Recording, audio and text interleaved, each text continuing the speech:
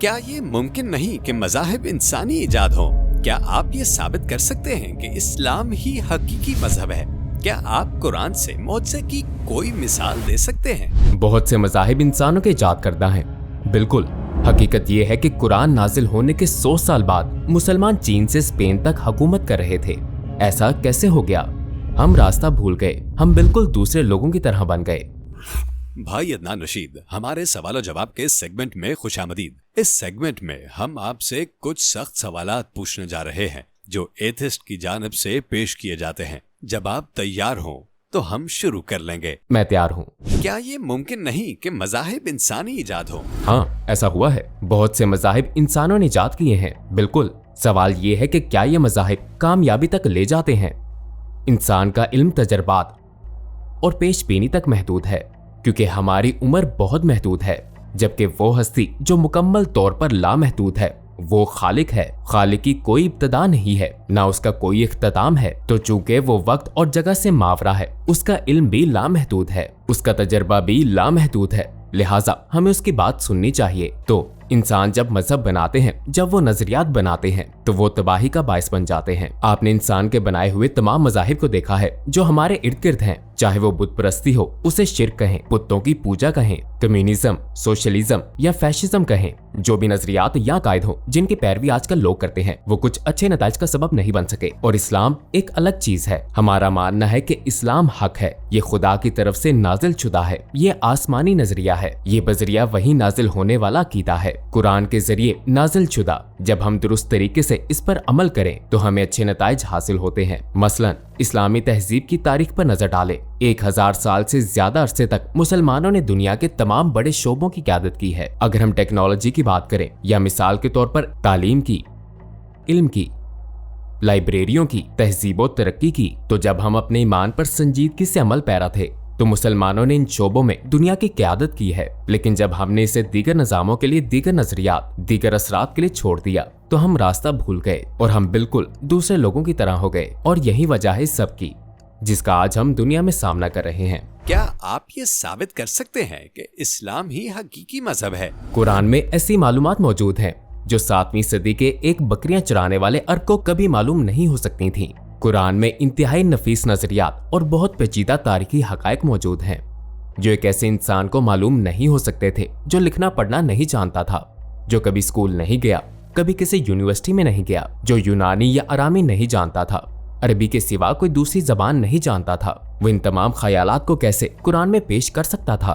दुरुस्त तारीख, सही फलसफा, दुरुस्त हदायत, दुरुस्त हकायक, मुस्तकबिल के लिए दुरुस्त पेशगोइयां, वो चीजें जो बाद में सच साबित हुई। मिसाल के तौर पर कुरान पाक की सूरह नंबर 24 आयत 55 में कुरान पेशगोई करता है कि ये दुनिया मोमिनों को मिल जाएगी। अगर आप ईमान लाओ और नेक अमल करो, आपको जमीन पर खिलाफत मिल जाएगी। अल्लाह का वादा है तुम में से उन लोगों के साथ जो ईमान लाएं और नेक अमल करें कि वो जरूर उन्हें जमीन में खिलाफत अता करेगा। तो इसका मतलब ये है कि ये एक पेशन गोई है। और हैरत अंगेज तौर पर कुरान नाजिल होने के 100 साल बाद मुसलमान वाकयातन चीन से स्पेन तक जमीन पर हुकूमत कर रहे थे। ऐसा कैसे हो सकता है? तो यही वजह है कि मैं मानता हूँ कि इस्लाम सच्चा दीन है, क्योंकि पेशन गोइयां सच्ची साबित हुई हैं। कुरान में मौजूद मालूमात दुरुस्त हैं, तारीख दुरुस्त बयान की गई है, हकायक की कोई गलती नहीं है, कोई साइंसी गलती नहीं है। तो ये कहा जा सकता है कि कुरान में कोई ऐसी चीज नहीं है जो गलत हो, और कुरान इस्लाम का माखिज है, लिहाजा इस्लाम सच्चा दीन है।